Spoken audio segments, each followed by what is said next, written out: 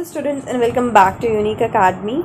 In today's class we'll sum up our topic the law of contract. We'll study the discharge of contract and our topic law of contract from second unit. Topics of law will be covered. I know the last topic in your book is damages, but I have already covered damages along with contingent contracts in the previous video. I'll try to link it somewhere here on the screen or in the description box. And today we'll cover discharge of contract because it's slightly lengthier than other topics, so I have taken it separately. In case of any problem, you can let us know in the comment section. And that's all, I suppose. Let's begin with our class.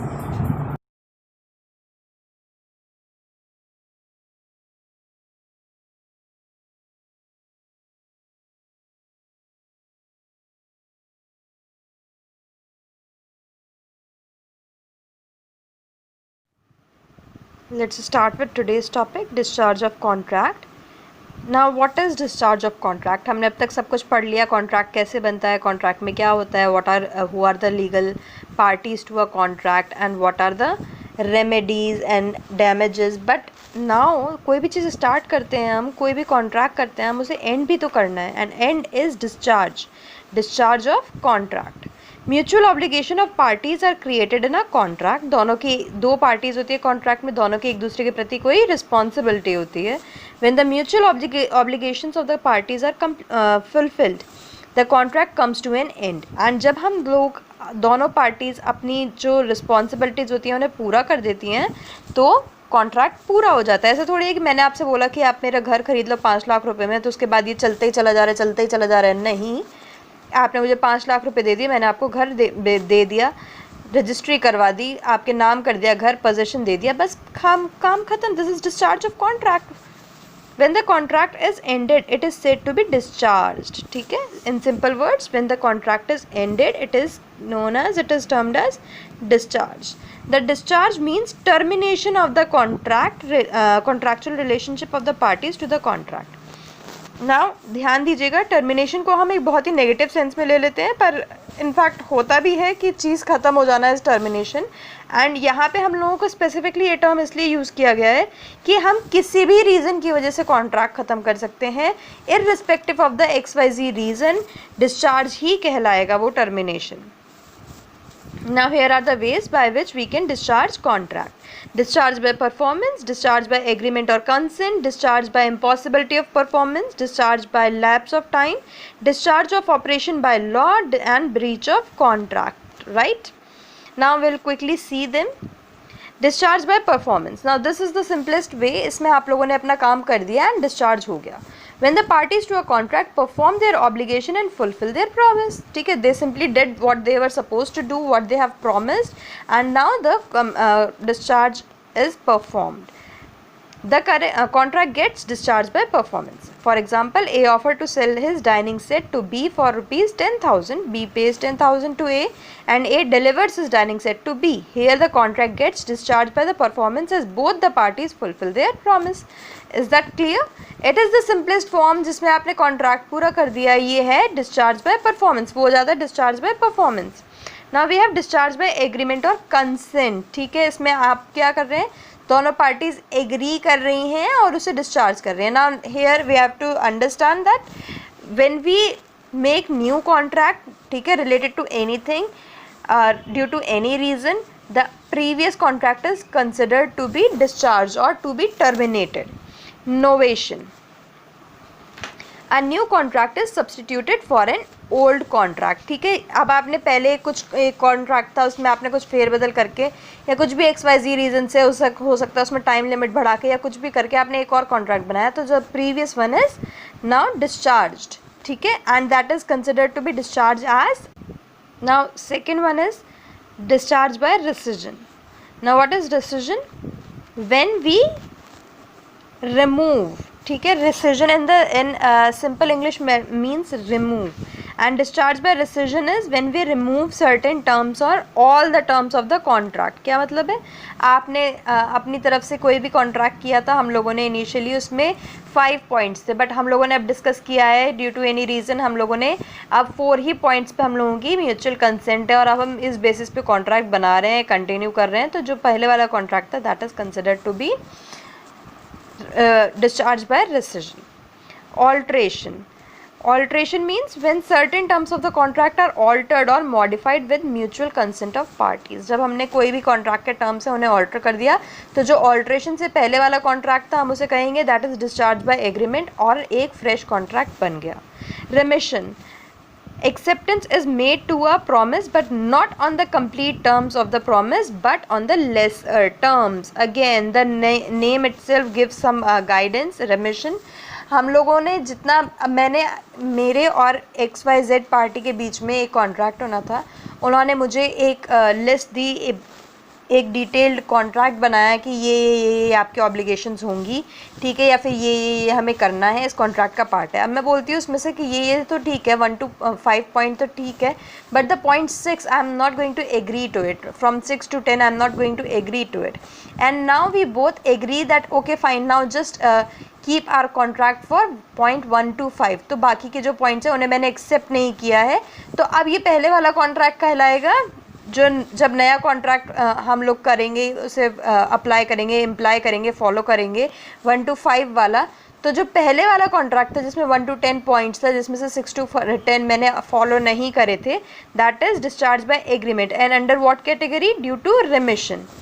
Remission simply means कि जितनी चीज़ें एक party ने मांगी हैं, बोली हैं, हम दूसरी पार्टी उस पर एग्री नहीं कर पाई है। दूसरी पार्टी बोल रही है कि सपोजिटली, चलिए मैं एक एग्जांपल देती हूँ यहाँ पे, मैंने और आपके बीच में कॉन्ट्रैक्ट हुआ है, मैंने कहा है कि मुझे आपसे मशीनरी के पार्ट्स चाहिए प्लस इनकी जो सर्विस होती है वो चाहिए साल भर के लिए फ्री। मैं आपको 5,000 रुपये में आपसे ये पार्ट खरीदूंगी और इस पार्ट की सर्विस आप मुझे अगले 1 साल तक फ्री देंगे। अब आप बोलते हैं कि मैम 5,000 की तो बात ठीक है कि आप 5,000 पे ये खरीदेंगी, पर मैं आपको फ्री सर्विस वाले पार्ट से एग्री नहीं करता, I will not accept this part of the contract. Now will get into a new contract जिसमें ये पॉइंट नहीं होगा, और जो जिसमें ये पॉइंट था जिससे मैंने डिसएग्री किया था उसे कहते हैं रेमिशन। एक्चुअली आप लोगों को थोड़ा सा कंफ्यूजिंग लग रहा होगा ये, मैं आपको बता दूं, आपको हायर स्टडीज़ में पता चलेगा, हायर क्लासेस में ये बात पता चलेगी that in contract whenever we have a new contract, ठीक है, तो जो भी प्रीवियस कॉन्ट्रैक्ट था that is considered as discharge. ऐसा नहीं होता कि आप एक कॉन्ट्रैक्ट बना के लाए, मैंने बोला यार ये पॉइंट तो ठीक है बट ये पॉइंट मैं नहीं करूँगी और हमने उसे बस पेन से काट दिया और हो गया, नहीं, we don't follow that contract, we have another contract, we have a fresh contract and the one which we discarded is termed as discharged। और जब दोनों पार्टीज बैठ के under whatever circumstances, be it novation, be it rescission, be it alteration, be it waiver, कोई भी reason से हम लोग एक नया कॉन्ट्रैक्ट बनाते हैं तो पुराने वाले कॉन्ट्रैक्ट को हम लोग कहते हैं डिस्चार्ज बाय एग्रीमेंट, क्योंकि दोनों पार्टीज उस पर एग्री कर रही हैं, दोनों पार्टीज बोल रही हैं ठीक है आप ऐसा नहीं करोगे तो कोई बात नहीं, चलो इसे छोड़ते हैं और हम लोग ये काम फॉलो करेंगे। Okay, it could be slightly confusing but please try to understand the concept. Now fifth one is waiver. Parties to a contract abandon their mutual rights। आप और मैं दोनों के बीच में कोई कॉन्ट्रैक्ट हुआ था but due to coronavirus, due to COVID, आप और मैं दोनों ही उसे फॉलो नहीं कर पा रहे हैं, तो अब हम लोग क्या करें, एक दूसरे को स्यू कर दें?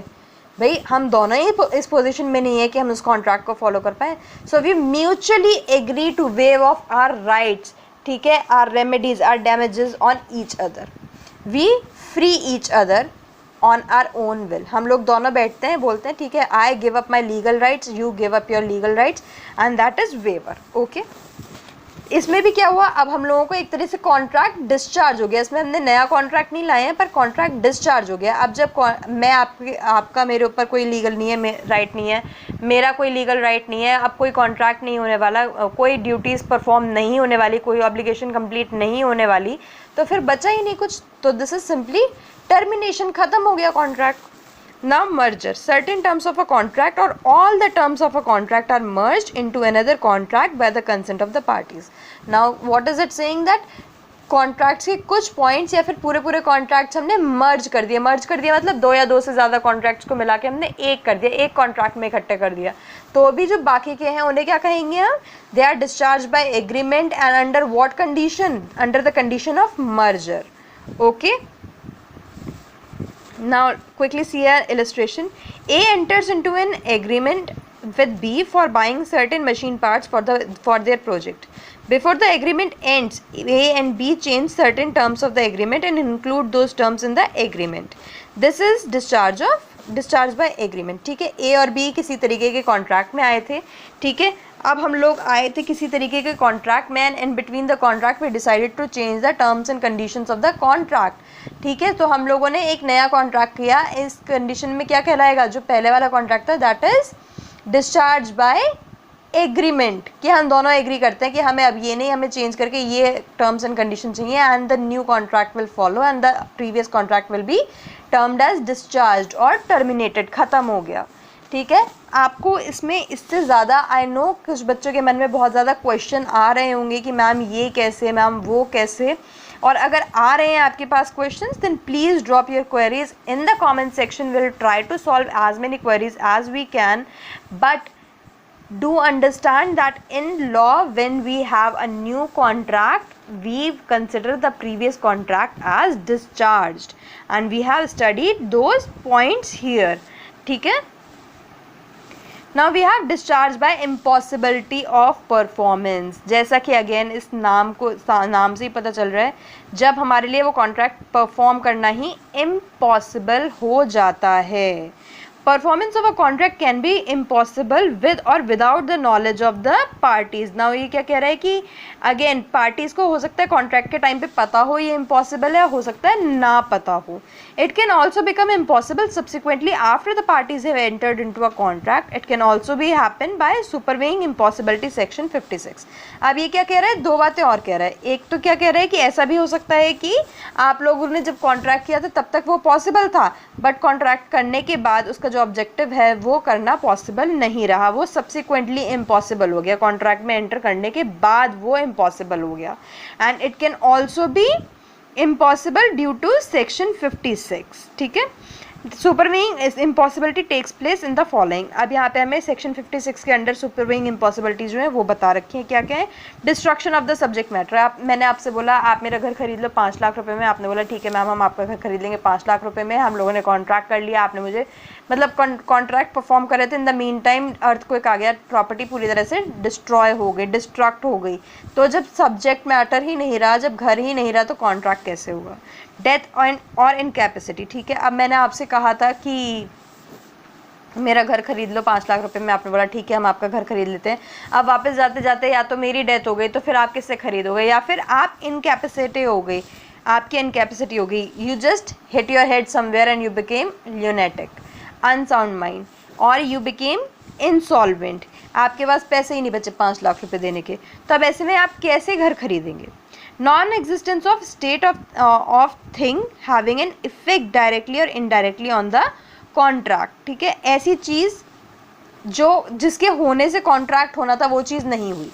ठीक है, यहाँ पे वर्ड समझिएगा, non existence of state of thing having an effect directly और इनडायरेक्टली ऑन द कॉन्ट्रैक्ट। ठीक है, अगर मैं केस जीत जाती तो मैं आपको अपना घर 5 लाख रुपए में बेच देती, पर मैं केस जीती ही नहीं तो मैं आपको घर कैसे बेचूंगी? It is impossible. Outbreak of law, war. ठीक है, अब जब भैया लड़ाई हो जाती है तो बस लड़ाई हो जाती है, फिर वॉर भी वॉर होता है, फिर कोई कॉन्ट्रैक्ट नहीं होता। Okay, then we have change और अमेंडमेंट्स इन लॉ। किसी भी तरीके का लॉ में कोई चेंज आ जाए, मैंने आपको अपनी प्रॉपर्टी बेचने को कह दिया, आपने खरीदने को बोल दिया, सडनली लॉ ने बोल दिया कि इस एरिया में कोई प्रॉपर्टी खरीदी बेची नहीं जा सकती। ठीक है, तो इसमें क्या हुआ है? लॉ अमेंड हो गया है, और किसके बाद हुआ? हमारे कॉन्ट्रैक्ट करने के बाद हुआ है। ठीक है, बट इससे क्या हुआ है? हमारा जो ऑब्जेक्ट है वो इम्पॉसिबल हो गया, performance of the contract impossible हो गई है। देन एक क्विक एग्जांपल देखते हैं। X agreed to sell his car to Y for ₹1 lakh and deliver it after 2 months। मैंने बोला, X ने बोला कि भाई मैं अपनी कार तेरे को 1 लाख रुपए में दे दूंगा, तो मुझे आज 1 लाख रुपए दे, मैं तेरे को 2 महीने बाद अपनी कार की डिलीवरी दे दूंगा। क्या ऐसा हो सकता है? बिल्कुल हो सकता है। After a week X met with an accident and car got completely destroyed. In the meanwhile, उन दो मंथ के बीच में ही एक्स का एक्सीडेंट हो गया और वो जो कार थी, जो कार इन क्वेश्चन थी, वो पूरी तरह से डिस्ट्रॉय हो गई। अब जब चीज़ ही नहीं रही तो क्या इसके बारे में आगे कॉन्ट्रैक्ट परफॉर्मेंस हो सकती है? नहीं हो सकती। The contract gets discharge by impossibility of performance as the car was completely destroyed. अच्छा, आप एक बात और देख रहे होंगे और आगे भी देखेंगे, ये डिस्चार्ज वाले जितने भी पॉइंट्स हैं इसमें आपको मेन हेडिंग के पर्पस से एग्जांपल दिए गए हैं, इलस्ट्रेशंस दिए गए हैं, ठीक है। इनके सब पॉइंट्स के पर्पस से इलस्ट्रेशन नहीं दिए गए। क्यों?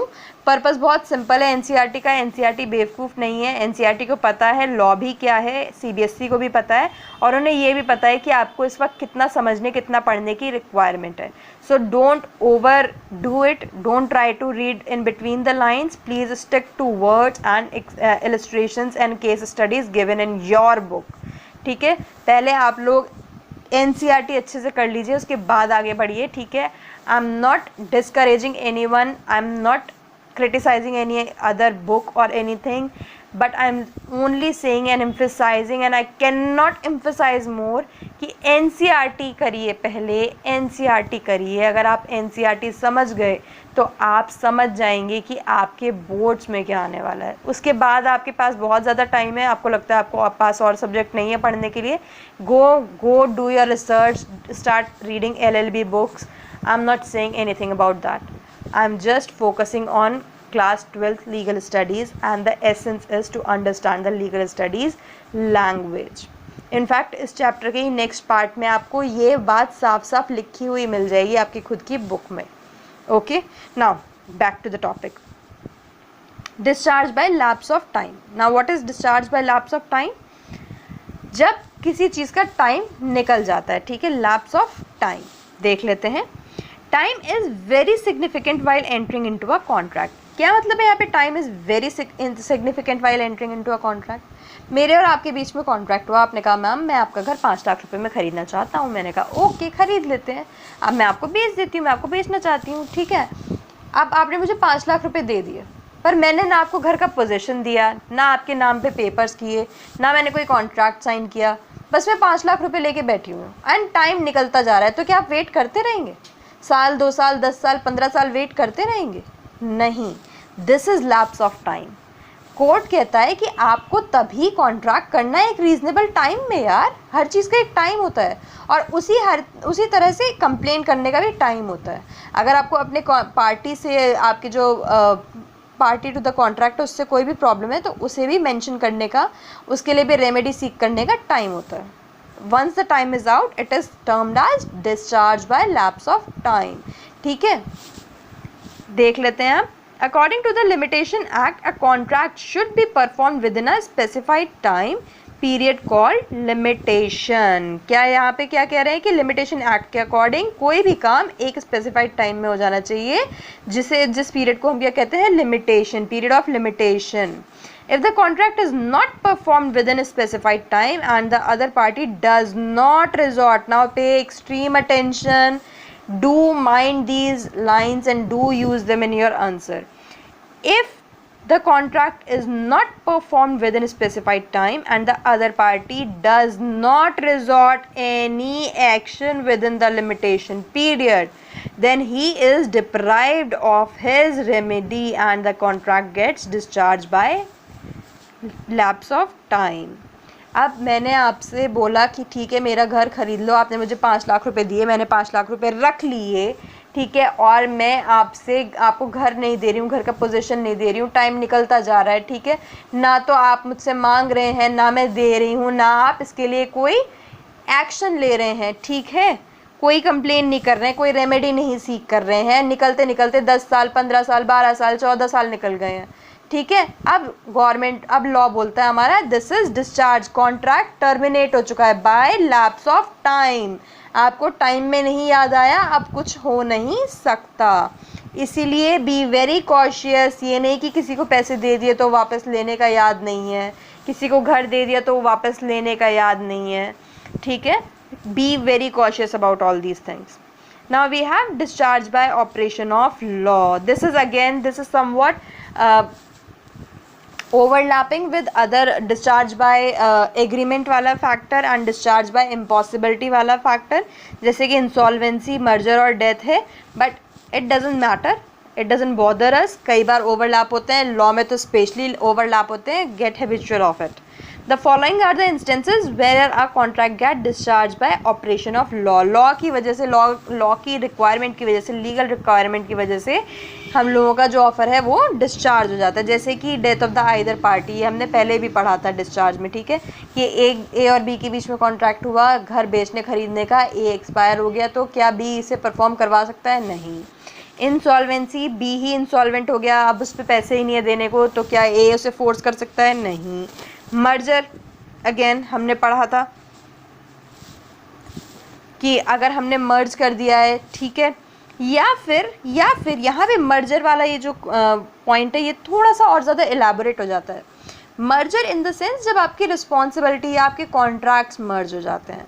मैंने आपसे एक प्रॉपर्टी थी, उसे मैंने लीज पे ले रखा था, ठीक है, अब मुझे वो प्रॉपर्टी बहुत अच्छी लगी, मेरे घर वालों को बहुत अच्छी लगी, हम लोग वहीं पे बहुत अच्छे से, बहुत, हमने आपसे 10 साल के लिए ले रखी थी, हम लोगों को 9 साल हो गए हैं इस प्रॉपर्टी पे रहते रहते हैं, हम लोग इस जगह को छोड़ के नहीं जाना चाहते।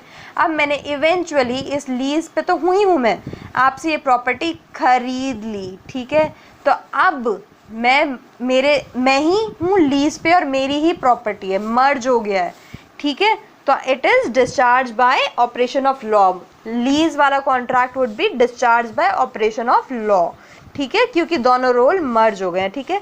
यहाँ पे जो मर्ज यूज हुआ है ये एक बहुत वाइड सेंस में हुआ है, अगेन बहुत वाइड सेंस में हुआ है, और जब आप इसे कॉन्ट्रैक्ट लॉ, कंपनी लॉ के साथ पढ़ेंगे तो आपको समझ आएगा कि कितने सारे रास्ते निकलते हैं यहाँ पे मर्जर के, ठीक है, बट अगेन वो हमारी क्लास 12th का टॉपिक नहीं है।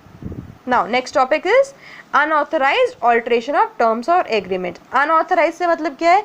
या तो लीगली आप रिस्ट्रिक्टेड हैं, ऐसे कोई टर्म नहीं रख सकते हैं, या फिर दूसरे बंदे को पता ही नहीं है, आपने ज़बरदस्ती कोई भी टर्म चेंज कर दिया, तो भैया ये discharge by operation of law हो जाएगा, गलत हो जाएगा, वो कॉन्ट्रैक्ट हम मानेंगे नहीं उस कॉन्ट्रैक्ट को, ठीक है।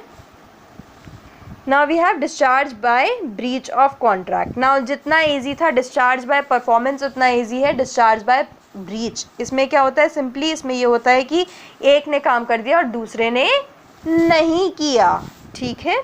breach means failure to perform the obligation by a party. This is breach. breach की definition आ सकती है, 1 मार्क के क्वेश्चन में भी पूछा जा सकता है, so note it. breach means failure to perform the obligation by a party. When a party to a contract does not perform his part of obligation due to which the contract becomes broken, the person who suffers because of the breach is entitled to receive compensation or damages from the party who has breached the contract under section 73. damages हम लोगों ने already अपनी previous class में कर लिया है, आपकी book में ये डिस्चार्ज ऑफ कॉन्ट्रैक्ट के बाद का टॉपिक है, बट हम लोगों ने ऑलरेडी कवर कर लिया है, you can go and check that video out. अब ये क्या कह रहा है कि ब्रीच क्या होता है? जब एक पार्टी अपना जो ऑब्लिगेशन है वो परफॉर्म करने में फेल हो जाती है। उसके आगे क्या कह रहा है कि एक पार्टी ने तो अपना काम कर दिया और दूसरी ने नहीं किया, ठीक है, तो जिस बेचारी भोली भाली सीधी सादी पार्टी ने अपना काम कर दिया है, that can ask for compensation और डैमेजेस और रेमेडीज, ठीक है, एज पर सेक्शन 73, ठीक है। नाउ इसका इलस्ट्रेशन दे रखा है, A agrees to supply 20 litre of oil to be on 1 June 2014। A ने बोला मैं आपको 20 लीटर ऑयल दूंगा, ठीक है, 1 जून 2014 को। On 1 June A does not supply the oil, but 1 जून आने पे ए ने ऑयल सप्लाई ही नहीं किया, then A has breach the contract. अब किसने ब्रीच किया है, किसने ब्रेक किया है कॉन्ट्रैक्ट? ए ने ब्रेक किया है, ठीक है, breach break. Suppose A has supplied the oil but B does not accept the oil, then B has breached the contract. But अगर A ने भेज दिया होता और B ने बोल दिया होता नहीं नहीं मुझे नहीं चाहिए, मैं नहीं एक्सेप्ट करूँगा ये ऑयल, तो कौन ब्रेक कर रहा होता? B. Then B has breached the contract. In the first instance, B is entitled to receive the compensation from A. First case में क्या हुआ? B ने तो बेचारे ने पैसे दे दिए, वो तो वेट कर रहा था ऑयल का, A ने भेजा नहीं ऑयल, तो किसे कंपनसेशन मिलेगा? सीधी सादी पार्टी थी जिसने अपना काम कर दिया, उसी को तो कंपनसेशन मिलेगा। सेकंड पार्ट में सुबह सुबह बी ने भैया 20 लीटर ऑयल पैक किया और लेके पहुंच गया ए ने पैक किया और बी की दुकान पे, ठीक है। अब यहाँ पे सीधा साधा कौन हो गया? ए हो गया, ठीक है। तो लेटर इंस्टेंस में कौन है, किसने ब्रीच किया है? बी ने किया है, और कौन एलिजिबल होगा? ए होगा, ठीक है। जो ब्रीच करता है, जो ब्रेक करता है, उसे नहीं मिलते डैमेजेस, दूसरी पार्टी को मिलते हैं, right. With this we are done with our contract of law of contract, sorry, and soon we will start the law of torts. Now stay tuned and don't forget to subscribe and like the video.